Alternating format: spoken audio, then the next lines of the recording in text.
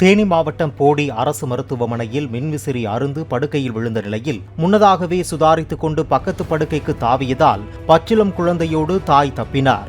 ஜக்கம்மாநாயக்கன்பட்டியைச் சேர்ந்த பிரவீனாவிற்கு அறுவை சிகிச்சை மூலம் குழந்தை பிறந்த நிலையில் பிரசவத்திற்கு பிந்தைய வார்டில் அனுமதிக்கப்பட்டிருந்தார். அங்கு கட்டில் உடைந்ததால் பக்கத்து வார்டுக்கு மாற்றப்பட்டார்.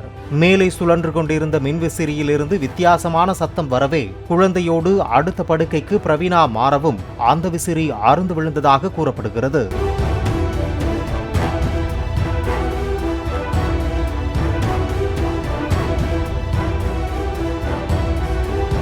பிளே ஸ்டோர் மற்றும் ஆப் ஸ்டோரில் இருந்து பாலிமர் செயலியை QR கோடு மூலம் பதிவிறக்கம் செய்யுங்கள். செய்திகளை உடனுக்குடன் பெறுங்கள்.